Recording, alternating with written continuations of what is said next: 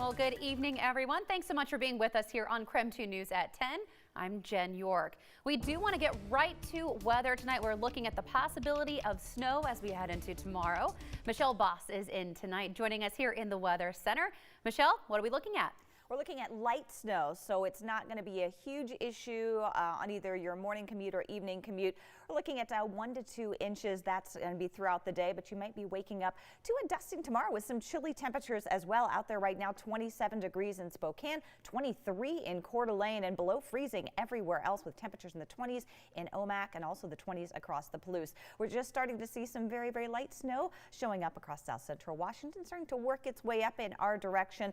Again, not looking at a whole lot as you're waking up tomorrow, but again, light accumulations throughout the day. We do have a couple of winter weather advisories to speak of across the Blues. We're looking at 5 to 8 inches of snow above 4,500 feet. That's through tomorrow, and then Thursday night into Friday, some light snow accumulations, possibly mixed with some freezing rain in northwest Montana and down towards the Orofino and Grangeville area. Here's a look at snowfall estimates across the region for tonight and tomorrow, and as you can see, light even in those higher elevations, places like Lookout Pass and the Cascades. So some light snow developing overnight, snow showers for tomorrow with a high of only 31. Then the coldest temperatures of the season Friday morning down into the teens, and then it starts warming up again, so it looks like a mixture of rain and snow on the way for Saturday. All right, Michelle, thank you. Well, tonight a deadline is looming for demonstrators in Spokane. They're calling for more shelter space in the city by camping out at City Hall. But as Ian Smay tells us, it will look different come tomorrow morning. People have been protesting the city of Spokane's available shelter space by camping in tents outside of City Hall since last Thursday. But tomorrow morning, a week after the protest started, is the city's deadline for them to have their belongings off the property.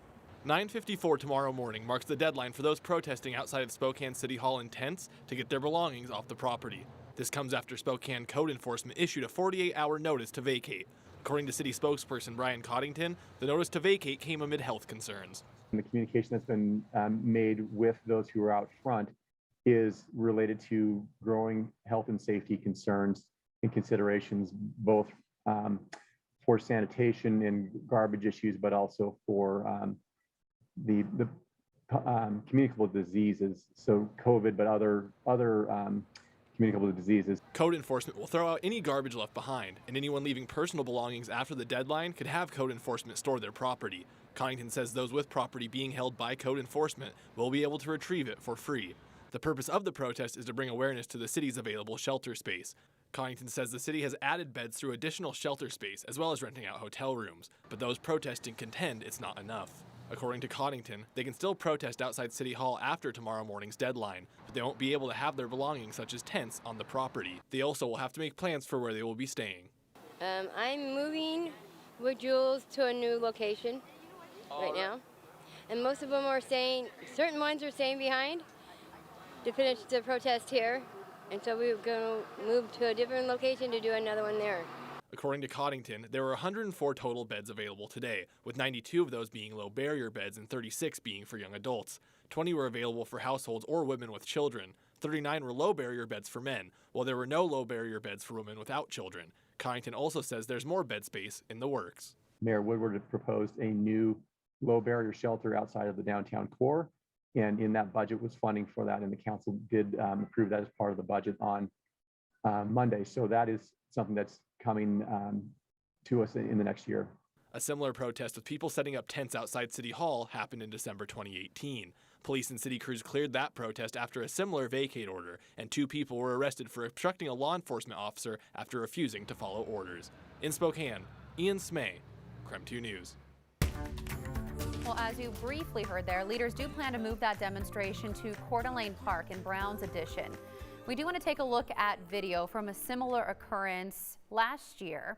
A representative from Jules Helping Hands based the move on its proximity to downtown Spokane and access to bathrooms and water. They were also concerned city crews would confiscate shelter and extra gear from demonstrators before it snows.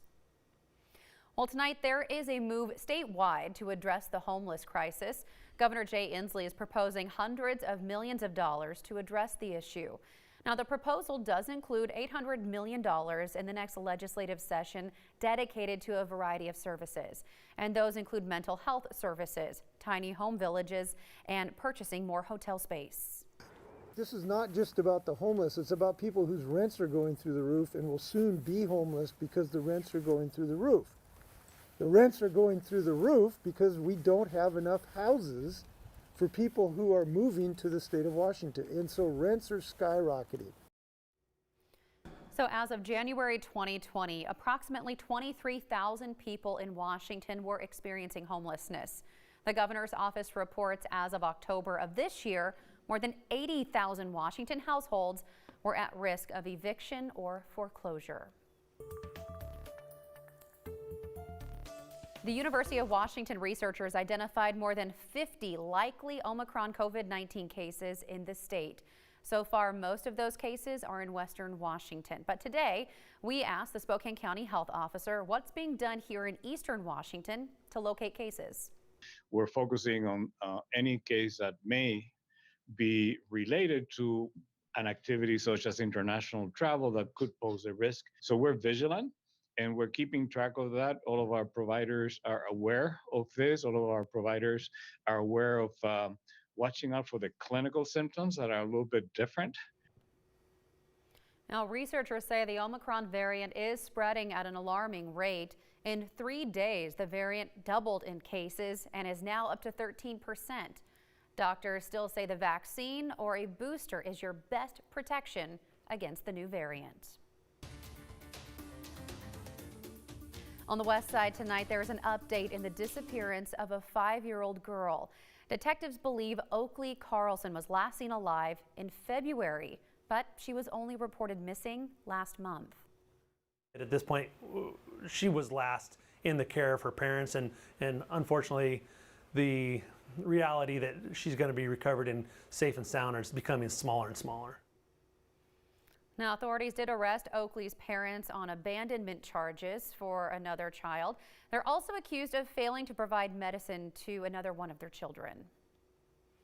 Tonight, a construction company is apologizing after a worker flew a derogatory flag at the site of the new Moses Lake High School. Witnesses say the flag was against President Joe Biden. Company leaders called the flag unwarranted and say the person responsible is an isolated subcontractor. Moses Lake School District leaders released a statement saying it does not condone harassing language of any kind. Well, demolition began today for a beloved Spokane landmark.